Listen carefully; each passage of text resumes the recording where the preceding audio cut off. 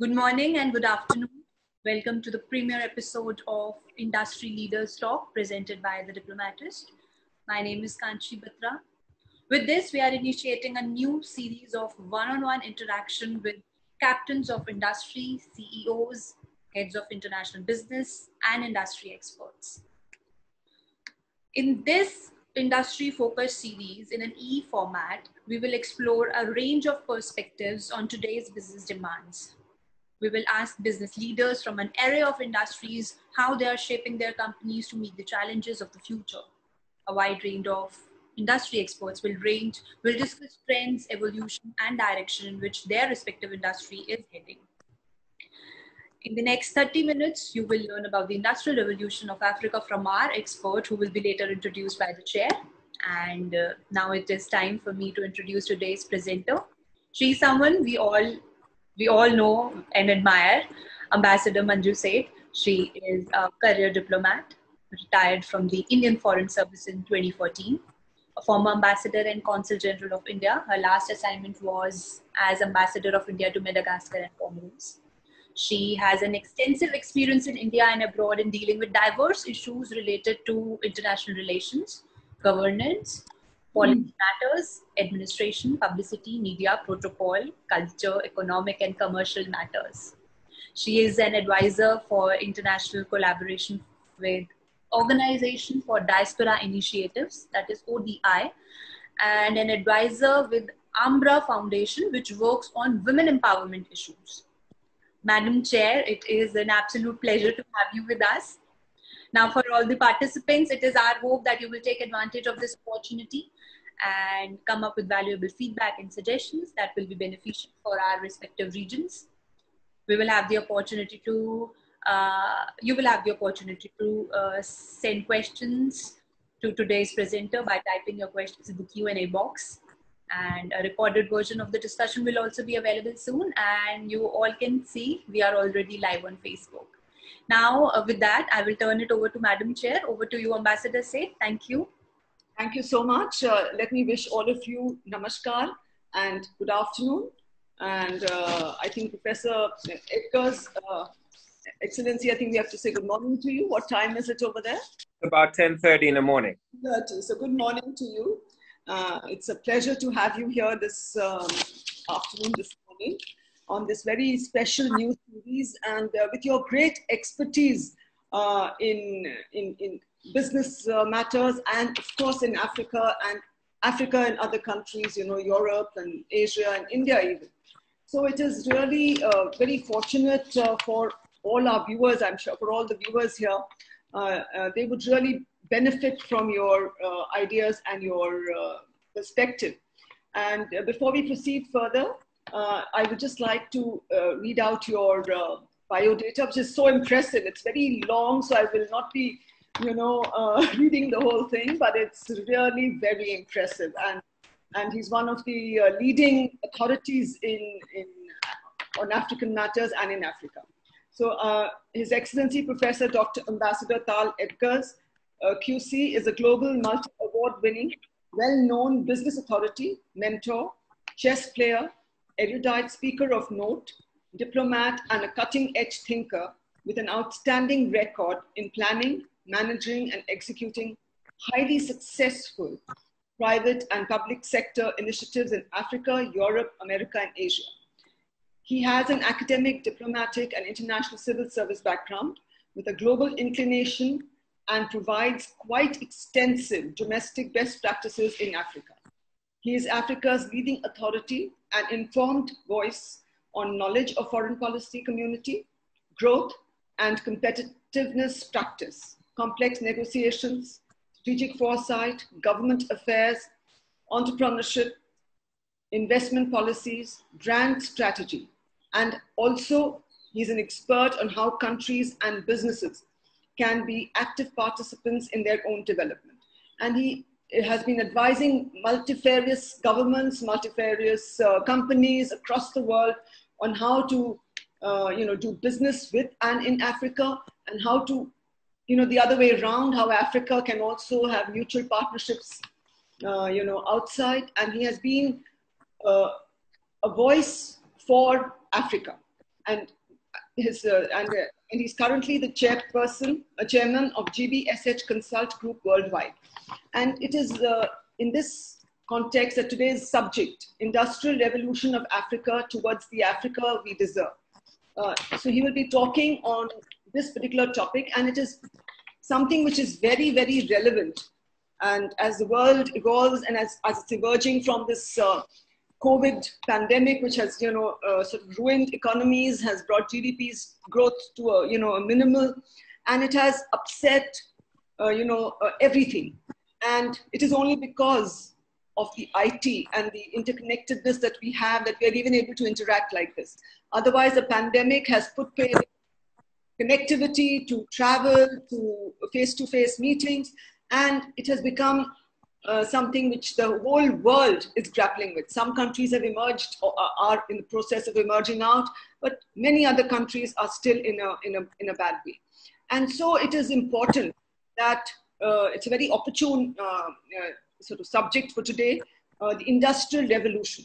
And in this context, I would just like to mention that when we talk of the Industrial Revolution today, we are really talking about the Industrial Revolution 4. And when we talk of the Industrial Revolution 4, it is about the second wave of the internet. The first one, as you are all are aware, was the one powered by steam. Then the second industrial revolution was powered by electricity. The third industrial revolution was powered by the internet and connectivity and mobile and computers and everything and telecommunications. And now this is the current wave of internet, where it has become revolutionary, really. And so it is something which all countries should be looking to adapt and to sort of benefit from, in addition to the previous benefits that accrued from the previous industrial revolution.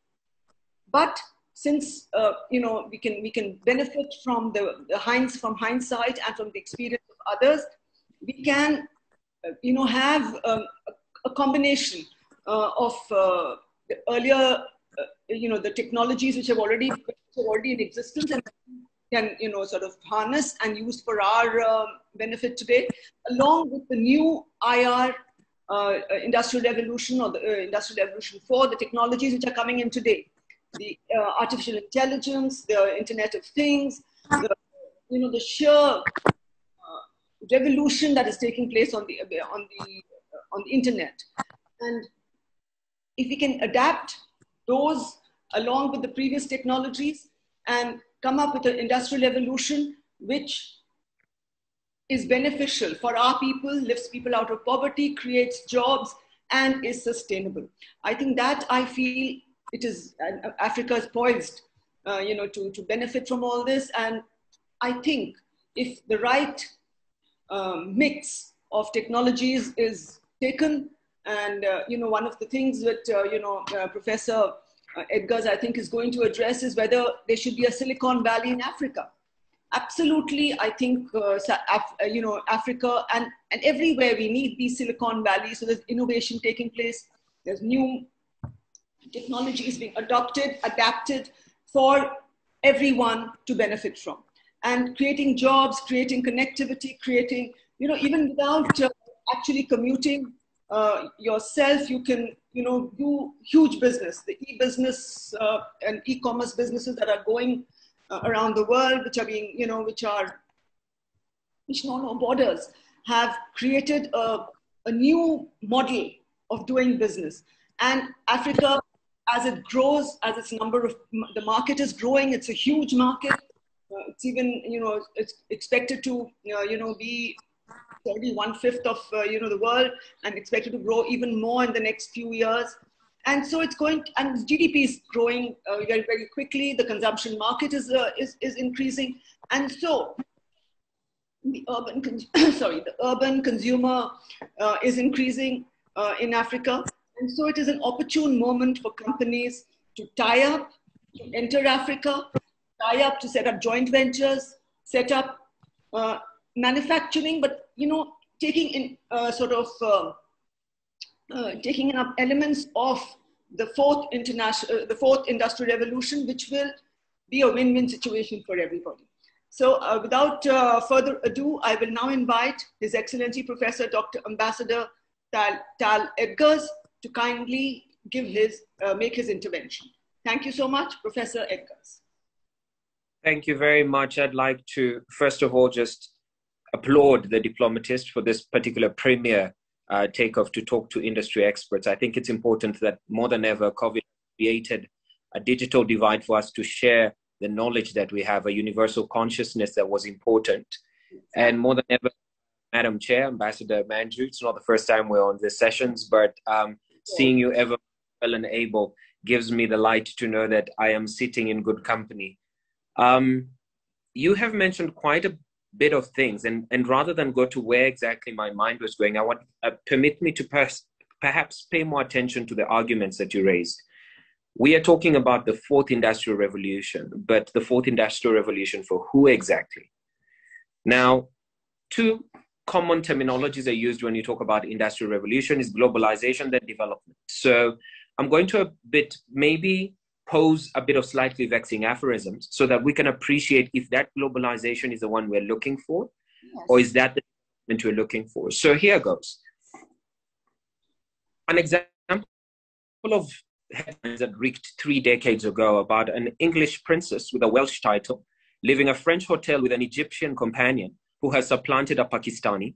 They get into a German car with a Dutch engine that is driven by a Belgian chauffeur full of Scottish whiskey. They are then chased by Italian paparazzi on Japanese-built scooters and motorbikes into a Swiss-built churn tunnel where they crash. Their rescue is briefly attempted by an American doctor using Brazilian medicine, and the whole story is told to you here in South Africa by me. That is a simple idea of what globalization looks like. Fourth Industrial Revolution would argue that's exactly what they're talking about. But maybe let me pay it back to what it looks like when it comes to Africa, right? I'm reminded of the story of a Senegalese who in the morning salam made in China, comes out of his woven sheets made in India, puts on his clothes made in Bangladesh, drinks his Spanish orange juice, puts French milk in his coffee produced in Brazil, all brought from Auchan, a French MNC. He jumps into his Japanese car to get a Tal gas station. He refuels and takes his Korean Samsung phone made in Taiwan and pays with orange money. At noon, he leaves his office in Morocco and then goes to the Moroccan bank and joins his friend who's smoking American cigarettes. They eat a tiap, which is Cambodian rice, and without spending a dime that will stay in the country, they debate as to why there's no work and money in Senegal.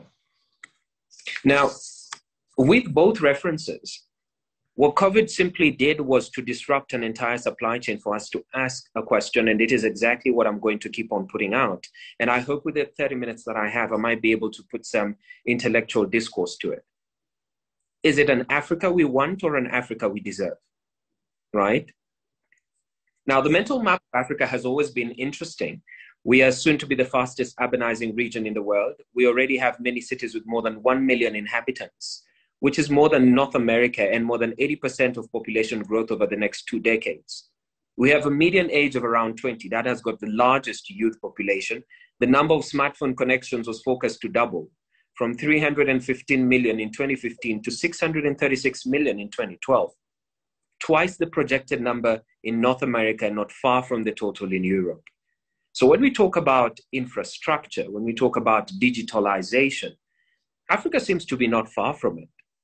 But what don't we understand? Why is it not happening? Why is it that at the same rate that I speak of these things, if I'm getting a flight from, take a case in point, if I took a bike from a place like Cape Town, and I decided to travel right across Africa all the way till the north, which should be in Egypt, it is actually going to take me 6 months. We do not have the infrastructure to be able to do that. We have bent our entire infrastructure on an opportunity that we have not seen to create a local supply chain. And perhaps somebody would ask, is the local supply chain worth anything at all? Africa is synonymously seen with poverty. So when people speak Africa, we speak poverty. When people speak Africa, we see the little child crying for $2, Save a Child concert that has to go on with it, who are poor, which the poverty levels fell from 56% in 1990 to 43% in 2012, according to the World Bank. The adult literacy rates have climbed by 10 points since 1990, 63%, still low, but rapidly improving. That means we've got more people just trying to reskill a whole new urban population, as you spoke of. Africa is in the midst of a significant acceleration. The real GDP at an average annual rate of little over 2% during the 1980s and 1990s. But then it leaped ahead to 5.4% in 2000. So what are we looking at? We're looking at a probable $5.6 trillion in projected consumer and business spending by 2025, right? We're looking at 1.2 billion people with population expected to double by 2050. So we are talking real volumes, but not real jobs. We are talking real volumes, but not real infrastructure.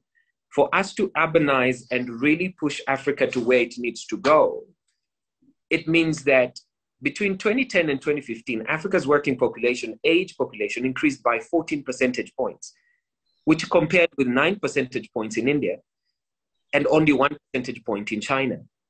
So we've got a ready and able population that can actually put in work into this. And so when we talk about the artificial intelligence, are we talking about reskilling the skilled? Are we talking about doing away with the skilled? The capital mobility between Africa to Europe has constantly been at a 12%, and then it projected itself to a mere 27% last year. More people are looking for jobs in Europe than they would wish to bring it back and create the infrastructure. So what's the true picture? More than 50 million African households, around 30% of the total, already have incomes above $5,000 a year. This might sound low, of course, if we're talking by Western standards, Madam Chair, but the stats indicate the numbers need to exceed 70 million households by 2025. That means we put money back into the homes, they put it back into the system, and it put it and plugs back into infrastructure. But we're to pay Paul. Incidentally, if we were to use the purchasing power parity to African consumer trends, more than 70% of African households will have discretionary income by 2025. So now it's no longer a case of poverty. It's now a case of, do we have the right infrastructure? Do we have the right people in the right places? And I often say this, and I joke, and I make too many enemies when I say this, Madam Chair, but we might have the right people in the wrong place and the wrong people in the right place, right? Now, if I were to look at what is happening in African manufacturers, we could double their sales to intra-African markets by 2025, only if we opened our borders. What if we could? I had the similar argument, and I've listened quite much to what Dr. Shashi Tharoor was saying when he was speaking in Oxford, and he was able to rely to them that the entire textile industry, which thrived in the 1800s prior to the British having come in, was slowly spent down and run down to the point now India is trying to keep up with the West. Is that a simple argument that we are having? That our own local supply chains and our own local infrastructure has rapidly been run down to the point that it has solved no problems for us since the 1975s. Of course, using the flying geese paradigm, which the Chinese have used more than ever. Pocketbook, textbook diplomacy over actual local standards of building best practice. And I pose that to you, Madam Chair, because I realize that as we speak about this, you do have your own questions. But if we were to increase the manufacturing sector by 2025, it would mean we have increased the number of jobs by 11%. That then relates back that at least we will have denoted an entire 51% down by 11%. So we are not expanding. We are not creating those jobs. We are creating no industries. We are being bought out of industries. Madam Chair. Have you concluded? Not at all. I was merely posing a question, Madam Chair, given that if I going on, then it would more like a speech, which is not the case.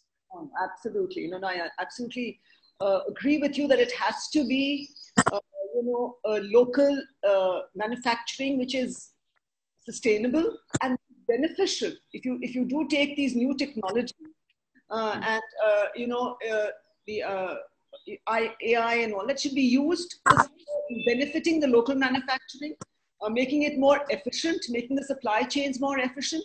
So to use these new technologies to ramp up production and to ramp up as you mentioned, Africa trade, and also African trade with the outside other countries. it is important that you have to scale up your manufacturing, but which technology you're going to use for the manufacturing. Local technology, yes, but much of the local skills are gone.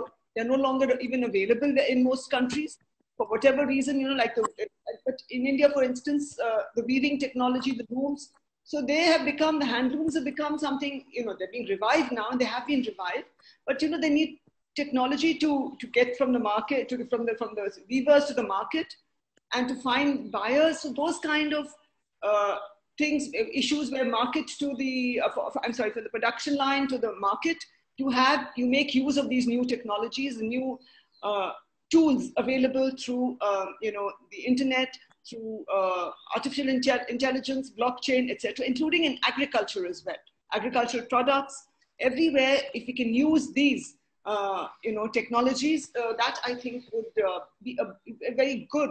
And I wonder what your views are on marrying the two rather than, just say, leaving, isolating them, because it has to be sustainable too at the end of the day.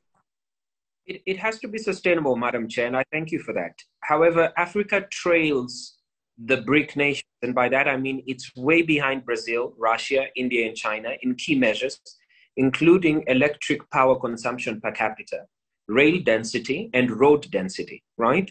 So 600 million people in Africa lack access to electricity altogether. 600 million people.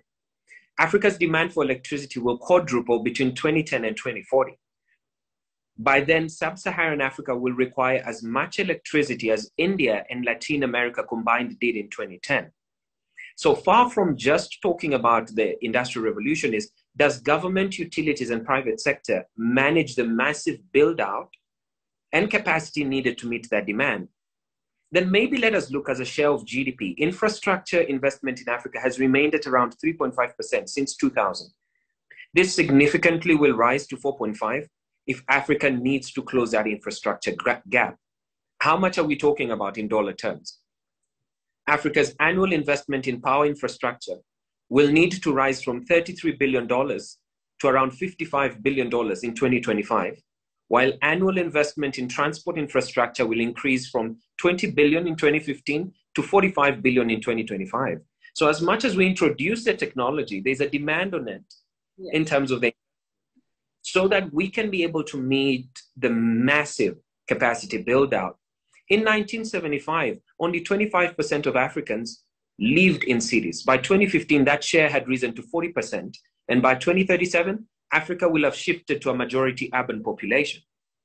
So now we are completely using up all the resources, if you look at it that way, right? The enormous India, China, Africa, and Southeast Asia markets hold the potential for significant expansion. More than roughly half of the global growth over the next 10 years will come from those three geographies: India, China, Africa, and Southeast Asia. But then the question becomes, how do we then create sustainable urbanization, accelerate infrastructure development, and deepen regional integration? You can answer those three questions and answer them without ideally having to have the foxpower of thinking that an analysis of having found a world large consumption could relate to it. Then perhaps we are even closer to talking about the fourth industrial revolution. Madam Chair. Yeah, so now I think we can, since we are running short of time, we will now I think do some question answers, and then you could also, as part of answering questions from the audience and some that we have already received, we could take this forward, if you agree. Yes. Yeah. Yes. So I'll now take up the questions.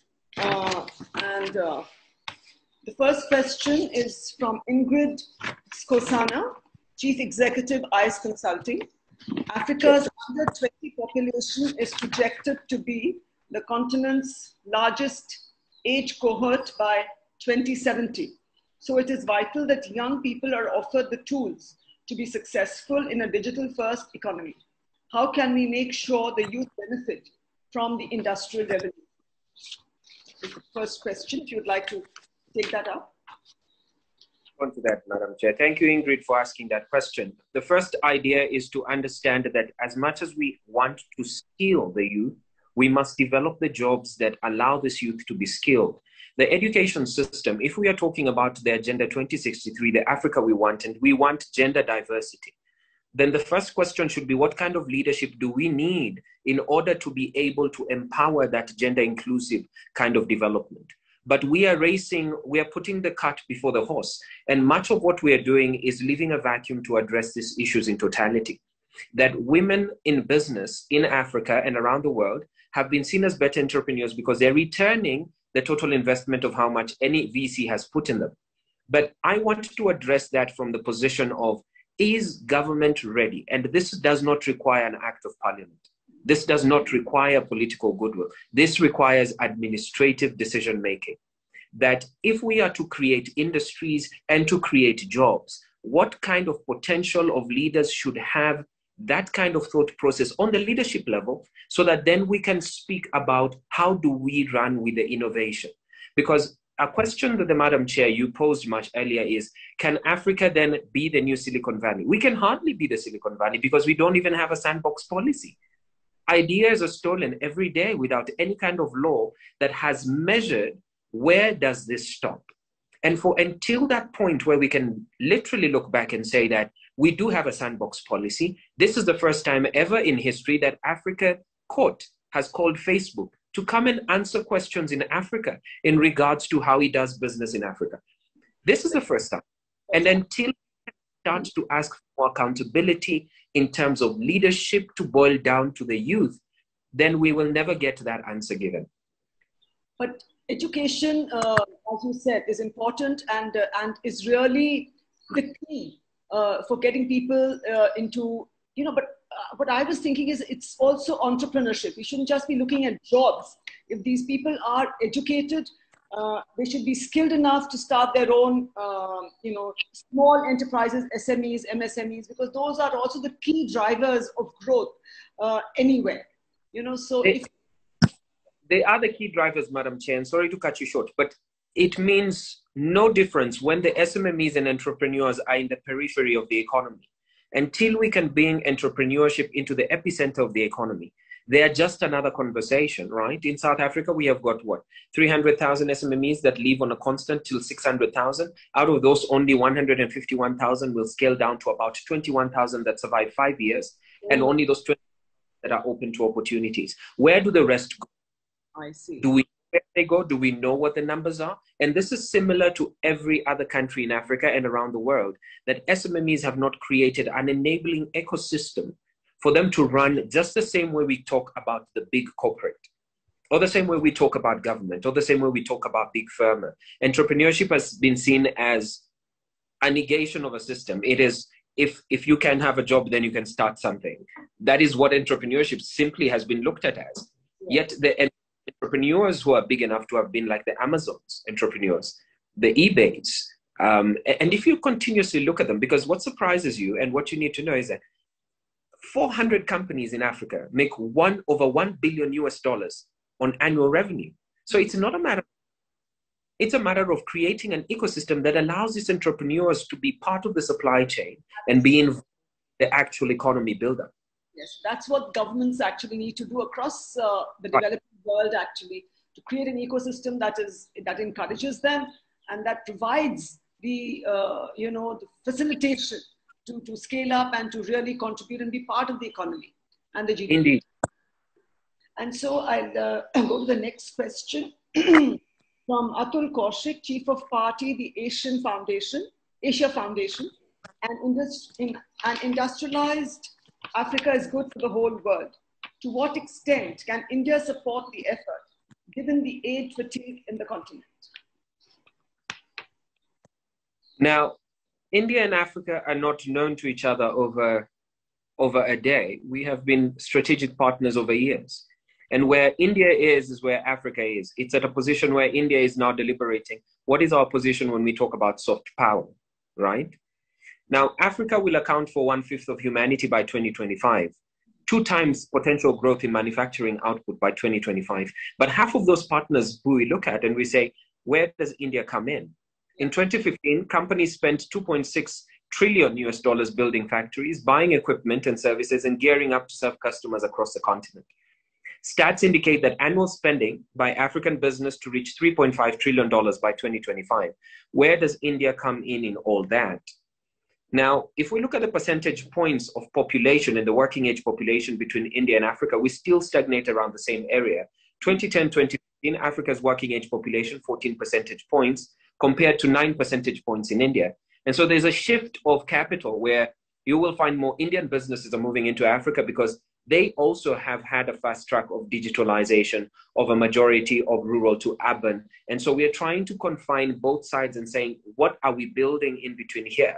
Our manufacturing sectors are clearly the same. Out of every single place between Bangalore and Rajput, anywhere you look at, you'd see 200 factories.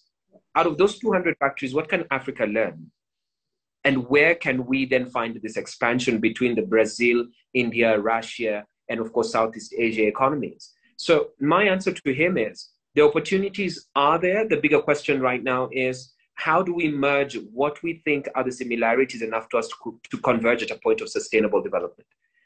And how much they will be beneficial for you and how you can learn from the problems and mistakes, which have already, which people have already done in India, for instance, and how you can scale out of that. But also about the age part, I think, development partnership that is there between India and Africa, maybe that also needs to be re-prioritized, I think, from Africa's point of view, I think.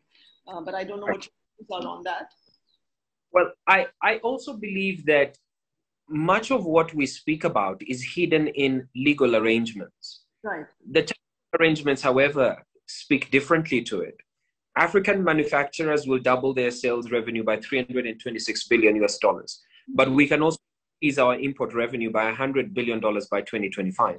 So it's much of a give or take here. It's as we grow, who are the partners of growth? And so often or not, and I believe that we've spoken about this before, Ambassador Manju, that China has used a diplomacy while India has used a relationship development policy, where they has built a relationship with Africa. And if we build a relationship with Africa, then they will see us as better partners. Indeed, China still remains the #1 trading partner to Africa, but India definitely has got its feet in the same place. What is stopping India from taking its place as well, to the point that now we can develop, because both our countries were ridden short of a very big and glorious time when our industries were developing. So I think that's a question that still stays in. Do we confine ourselves to the legal arrangements? Or do we then start to constitute what would be the technical arrangements to make it work? Right, okay. Another question that we have received from Ambassador Devnath Shaw, former Indian High Commissioner to Tanzania. He asks, the African Common Market, what has been the progress in implementation and how does it help the industrialization of Africa?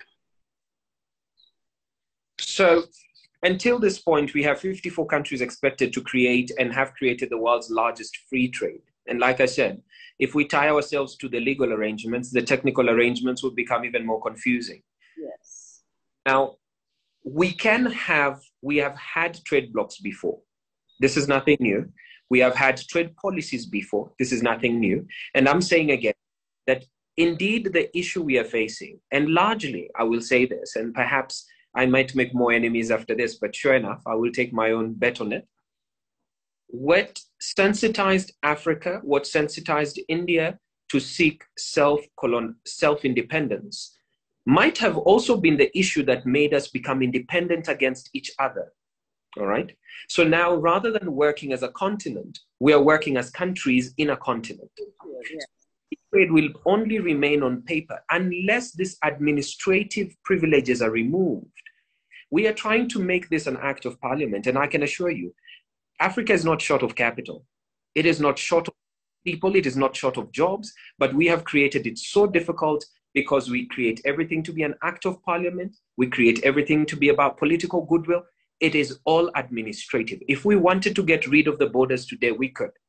It is an administrative issue. So I'll tell the ambassador, if we wanted to move a product from here to Tanzania from South Africa, it's an administrative issue. It doesn't need to go to parliament. The question is, how do we effective, how do we disrupt, and how do we make it sustainable? If we can answer those questions, rather than constantly looking at what position and play the government has in it, then perhaps we're even closer to understanding if the Africa Free Trade Agreement is actually going to come real.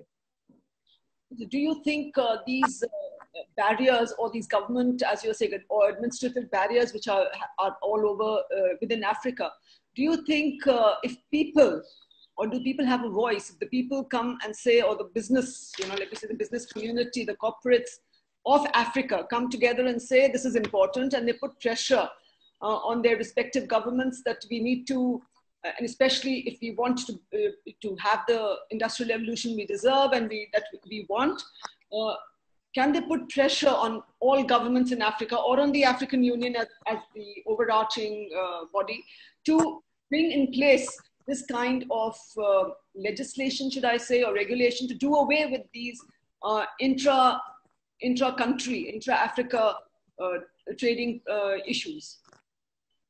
Do you think it's possible? Madam Chair, it is very possible. And I have been speaking in a constant movement. And if you have seen the curve around Africa, there's been a constant movement since the 1980s to speak on Africa rising, Africa on the growth curve, Africa development, etc., etc. And we speak of privatization, right? And quite largely that is where the statement goes. Russia and Europe have finished, and they did that well over 30 years. So Russia and Europe privatized quite faster than anywhere else. The problem with Africa is we take a lot of time to do things. I hold the objective view that we have the capacity, we have the people, and we do have the capital. We don't need to be persuaded into trying to find a different way of how to do it. This is purely an administrative process. An act of parliament will not bring down the barriers of what is happening. They're already trading. In the US, it's trading. They did not need an act of Congress. Yes. An administrative process that out of all the states that we have, this is how we can do business. It costs us more to do business between an African and African country than it does between us and a US company. So where do the Africans look towards? We look towards the West, and we say that's where we are taking our products. No, looking at the West is one aspect, but within the continent, within the African region, as you said, an act of parliament would it be required, if I got you right, to undo this? Is that what you were saying? No, so an act of parliament is exactly what we don't require, because we have to separate the political process from the administrative process, and pretty much from decolonizing the powers of government. The structure of government in such a way that it should not hamper an ecosystem of business. It should be supportive of the ecosystem of business. So if we are decolonizing the structures of government, then we are saying that cascading that act of administrative process should be well within the departments of government and not a government parliamentary process. Parliament is to make law, not to oversee the ideals of a free trade agreement. And so we're wasting more time trying to figure out where the government's mind is and asking ourselves, what's the administrative process that is not in place? So then we go to the next question. It is from Tebogo Kagoboko, Director, the Difference Makers Pty Limited. How much do you think art plays as a sector in Africa's industrial revolution? It's just very different, so I thought I'd just ask you. Lovely question, Tebogo, and I appreciate that, because the arts has been kind of not formalized into an actual system where we can tell, we teach, and we show. Now, the arts in Africa has not been developed to the point that we see it as an actual business. And again, I'm going back to the point where does the government play, and then where does the business ecosystem play? If we were to bring the arts as an actual business and say that, and it is, because Hollywood is an actual business, it contributes to the GDP. Bollywood is an actual industry, right? It contributes and it grows the industry. In Africa, we have neglected that. We have not developed the arts as an actual export for ourselves, neither is it an import. We have instead exported our arts to outside Africa. And so I am not perplexed when I see the other Wakanda and they bring another version of it, that it will have half our African themes and songs, but it does not have own Africans here who started the idea and the revolution of arts being an actual constituted business that can be informed of what government is doing, informed of what the business community is doing, and it can be. Yes. But we have to actually look at things like that. We have taught it in schools, right? But half of these artists are not seen as serious folk. If you were to go to the bank now and you tell people I'm a dancer, I don't think you're getting a loan.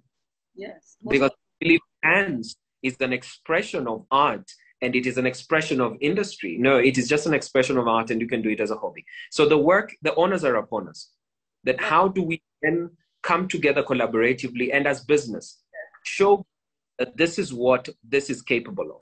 Because the population, government is also driven by people. Economies are driven by people. The fourth industrial revolution is driven by people. So it's people first. So these people talking about, they then convince the government of the day that this is exactly an actual industry that has been neglected. That's true. Another question from a diplomat in India, Omar Ibrahim. What will be the conditions to be created and the sectors to be promoted for the emergence of African industry? If you have any views on this. So synonymously to that question would be what we have just said. And I think when we're starting to talk about 11 million square miles of land, 3 times that of Europe, we're looking at agribusiness, right? And the agribusiness is going to take off. The African Bank insists that the only way Africa is going to be able to reach another trajectory is through agriculture, right? When we look at the $5.6 trillion in projected consumer and business spending by 2025, and you largely look at the output of manufacturing in 2025, then we're looking at large-based industries in manufacturing. We're talking steel, textiles, cement, you name it. When we talk about 1.2 billion people with population expected to double by 2050, then you're looking at a very huge workforce. So we're talking about creating skills development. We're talking about 400 companies with annual revenues of 1 million, which are still projected to be rising in a $2.3 trillion market. Right. So the acceleration of Africa is twice the projected number they have ever seen in North America and not far from the total in Europe. But we are saying industries will be developed based on how much time we have taken to spend on the infrastructure gap to be able to accelerate it to the point it needs to get to. And often I have said this, that if I were to ride a bicycle with no wheels, yes, to you it is a bicycle, but it has no wheels, I will not move. Absolutely. So where we have the numbers, we have the people, but the infrastructure does not allow for us to accelerate at the same volume, at the same way that Europe has, because Africa is just in an advanced state of decay. There's another question in the Q&A box that from Prasun Nagar, how to leverage digitalization and information technologies to drive competitiveness of African manufacturing and industrial development.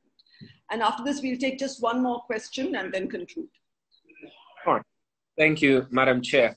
I think the question that he's asking, and to project it much more, is to probably perhaps share the same as to what we're looking at in terms of internet, right? The internet access in Africa is by far low. I just spoke about 600 million people not having access to electricity. That in itself downplays how much we're losing. If we were to look at South Africa, we'd probably use 4 billion rand per day if we do power. Now, if we were to digitalize the entire economy and look at even things like fintech, the reason they're not going to work simultaneously overnight is because the infrastructure gap is not allowing for that to happen. The reason we're not going to trade 24 hours, South Africa is not a 24-hour economy, we're an 8-hour economy. And surprisingly, as that may look like, is the fact that past the 8 hours, then the country is asleep. Right. In the US, they have 4-hour because the country leverages off the app build of its internet technology. We are still way behind in terms of how far technology has come. Right? Technology is not used on an everyday basis. All we are having is more access to mobile phones, more access to 3G, 4G, 5G, but we're not answering the basics of which of these facilities do we need to accelerate. And for us to accelerate, then the pinpoints that I'm talking about are the first place that we will have to land on. Do we have enough electricity? Do we now have enough talent? Do we have enough skills? Do we have the right leadership to accept that this is where we need to go? That's right. Because sometimes leadership has always been part of the analog, if Absolutely. not to. Absolutely. If the minister believes that by all manner of reason, it is okay to remain in an analog phase, then it doesn't matter what ecosystem we are building. The governments have structured it in such a way that it has not accepted and developed it or consumed itself into the internet divide. Absolutely. Absolutely. And there's one last question about how the pandemic is going to change the business environment in the world. And do you think the changes will be temporary or permanent? And, I suppose he doesn't say that whether it will affect the industrial revolution in Africa, but I would add that. You think that is going to affect the progress of the industrial revolution in Africa? This is from Professor Ajesh Anthony, St. Thomas College, Thrissur. I'd want to challenge you, because when Madam Chair introduced me, she said that I do play chess. So I'm going to perhaps introduce my 5 chess move while answering you here. And the first is, COVID was a jolly good thing, a capital J, a capital G, and a capital T. One is that it made us rely on local supply chains, all right? So now every country around the world is asking, do we have enough manufacturing output for masks, ventilators, and whatever it is? So good questions are happening. I know that there are a lot of deaths that are happening, and that is sad. But then again, that is another industry that we are asking, do we have the right hospital equipment? Do we have the right things that are happening here? Do we have the right scenario planning? Do we have the right risk planning? So while COVID has tested us, I think COVID has tested the ability and the resilience of the business community to respond in kind. And if we were to respond in kind, then the last chess move, H5 to the Queen, would be, we must accelerate our digitalization. We must accelerate our globalization. We must accelerate our development. There's nothing India, there's nothing Africa, there's nothing America, because when COVID hit, it hit all of us at the same time. So now we must start to wonder, if India can accelerate its digital and allow us to learn from that kind of skill set and accelerate ours, what is it that we in kind can share that will allow us then never to come back to this place? Because America had gone through it before when we talked about the swine flu. Why didn't we learn then? Because we never learn. We take too long to act. If we can act now and say that we are ready to pull down these barriers towards business, towards trade, towards education. The fact that Ambassador Manju and I are talking over this is brilliant, because this is exactly what COVID did. On a normal day, we would have been in the same conference room discussing certain matters. Yeah. But can it rest only on this? Can it rest with the idea that even governments can make it easy for us to make decisions based on the touch of a button? If that can happen, Professor, then I'm sure that my chess move is indeed a checkmate. Yes, absolutely. And it's, post-COVID, if we learn also to scale up and to share health, infrastructure, health, health manufacturing, health-related manufacturing, as we have, suddenly woken up that, what we have is not sufficient, because it could just, go out of control, such pandemics, and how to guard against future pandemics, because pandemics will make any industrial revolution, just wash it away, any gains from it or any progress in it, any GDP growth will all get completely washed away. So how we can prevent future pandemics in some way, and also see that the effect is limited if you do, have pandemics, or we are faced with a situation like this, unprecedented situation, and how to collaborate across countries and see how to, benefit from this as well, and have health and education, as you mentioned, as a very important part of the industrial revolution that, any country deserves, and of course that Africa deserves. So I think we have run out of time now. There's a question again from Atul Kaushik saying, while regional intergovernmental institutions have been built in Africa for quite some time now, what can be done by the global community for the entrepreneurs from Africa who have wares to sell abroad but do not have the wherewithal to do so? There are some examples from UNCTAD, ITC, but suggestions are welcome on bolstering such efforts. So I see this as a question that perhaps is also asking about who do we involve in this, all right? And it has been often asked that when you show up for dinner, you must be careful if you will be the waiter or the diner. Our resources have come to a point where, just like India, we are rather careful to ask help from the West. We are rather careful to ask for help from other shores. And that is exactly what COVID did, because we do not have early detection signs. Our lagging behind in poverty, in joblessness, in resources, in power, in transport, in infrastructure needs to start asking us questions is, when did it stop? Now, if you look at the South-South corridor in Africa and things of the like, all of this have been built over the time, and they have completely run down than the first railways that I remember in 1960s and 1940s that were done by the Indians. Now, we are replacing value with cost. And that is a bigger conversation to have. That today in Africa, we would rather go cheaper than go with value. So the light train system in Ethiopia, the light train system in Kenya, the infrastructure roads that we see today within 3 days where the pothole comes back on, or the rural development housing that we have, or the low-cost housing solutions we're looking. Are we looking for sustainability, or are we looking for voting applicability? Because leaders have learned that we are only going to fast-track infrastructure as a means to get to the office. But is it a means to sustain Africa? Because then the question will be, will this last us another 30 years? And if that is the conversation, then we do not need to bring the outside partners just yet, because we need to have these conversations here. We need to massage these thoughts amongst ourselves and say, what went wrong? What is really happening? And what can we do about it? Right from the top in terms of our leadership, down to the bottom of the gig working conditions, where you're having more miners but less mines owned by us. Within this listed exchange right now, half of the top 10 companies are owned by British. Yes. So we are not solving the problem. And like I said, it pays no hand to put a hand on the other than of it and say, then what do we do? If we are to do anything different, we must then start to involve these SMMEs that we have locally within the middle of the economy for them to find those solutions. Early detection signals have always been developed by SMMEs. The need for cell phone industry has been developed by SMMEs. Certain healthcare has been developed by SMMEs. And so we must not just look towards big pharma and say big pharma can answer our questions. So to that question, my answer would be, let us look towards ourselves. Let us build that narrative, that solutions that we seek must come from within.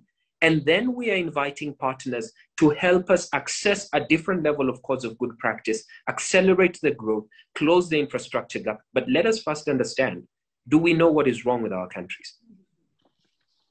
Can I take two more questions? One is, can Africa act as a challenger in the 21st century? You partly answered that. And this is by Dr.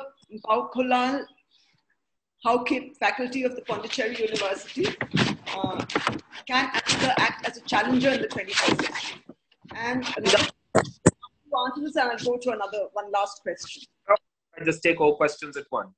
All right, and the last question, there are many more, but I will just finish up with this. By Pushkar Push, fellow scholar for School of Management. Nigeria has the biggest oil reserves in Africa, but it seems due to a lack of transparency and governance, Nigeria is suffering badly. What measures need to be taken to reform this? And does Nigeria's contribution matter in the African industrial revolution? And he's also put another question in the question answer box, which is interesting, saying that how do you think the future would be like for Africa with China, being the largest trading partner and over 10,000 companies, Chinese companies in Africa. So how do you think the future would be like for Africa? Can we consider this as a debt trap from China? So this I'll conclude with, if I can answer these three questions and I conclude after that. All right. So I'll start with the first one, which was to mention, Madam Chair, that will Africa act and how will Africa act within the 21st century? Without a doubt, and I will that Africa will and is accelerating faster than you'd ever hope for it to. We are more than institutions within Africa. And if we were to take Rwanda as a case study, if we were to take Ghana, if we were to take South Africa, if we were to take Senegal, Nigeria, and the rest, then there is definitely proof in the pudding that Africa will play a very huge role in the 21st century. On to the next one about the Nigerian oil. And this is nothing new to the oil industry around the world. I might possibly have to use two kind of case studies here, but because of time, we don't have really a lot of time to really develop around the concept. So there's oil in Dubai, quite largely the same as what you're seeing in Nigeria. The problem we seek is leadership. It is leadership. If the leadership decides today that the oil reserves can be and will be able to be used for the sustainable development of the communities around them, then by all means it will be done, just the same as mining. If you're going to use the communities to rehabilitate the minds enough for the communities around to develop, it can be done. It is not an act of parliament. It is all based on administrative process. And why do I? Because Dubai came from what it was a desert to what it looks like today based on administrative process. I am yet schedule of parliament that was tabled as to when Dubai should start having infrastructure development. And now where they're going to is they're asking, will oil be sustainable? So what are they looking for? They're looking for getting another form of way to sustain the city without having to completely get done with the oil. Absolutely. Absolutely. An administrative process one. When we talk about Africa in regards to India and China, sensitive as the topic might be, we are still at a point where we are asking ourselves is, why is the largest trading partner not giving the most value? And that is where I'd leave that question, because we'd need more time to unpack why, from the checkbook diplomacy to the relationship build up to the Red Fort higher independence declarations that we've had over the years, and it would take a bit of time. But please shoot it out and I'll answer it. Yes, I agree. And I think we have really run out of time, but then we've crossed our time actually. But it has been really very enlightening and very excellent interaction with you, Ambassador Edgars, because I think this is a very important subject. And of course, a diplomatist has had the foresight, I should say, to come up with this new series, and where the nitty-gritties, and there are some questions in the question Q&A box asking for your advice and your help for various products and how they can scale them up or how they can source them and or wherever, and other such queries are there, which I think Kanchi will send to you. You can reply to them directly. And it has been really wonderful. And I must thank all our listeners and our viewers who have come up with such, all participants who have come up with such interesting questions. And I think it has been really a very, at least for me, very enlightening and a learning interaction. And I hope that we have many more similar interactions, by the Diplomatist with other industry leaders. And Ambassador Edgars, I think I really need to thank you, because you have really cleared the air. And I think we are really going, Africa is going to, and I think if African governments are able to act as you have suggested, if all countries, because there's not one country, Africa is so many countries. And so if they can find an overarching and an overall formula, let me say, to get intra-Africa trade, get this new industrial revolution in place across borders and put in the relevant infrastructure, I think, as you mentioned, it will be Africa's century. So thank you so much. Thank you so much. For having me, the Diplomatist. More than ever, it is important for us to kind of collate all this universal consciousness and move to a position where we can actually share what is the real picture, because I think the mental picture is distorted about where Africa's position is. And to all people who logged in, all the people who asked the question, and to everybody who was probably listening, thank you so much. It has been more than a privilege, and I look forward to again being on this series. And like we say in Africa, Nkosi Sigeleli Africa. God bless Africa. Thank you so much.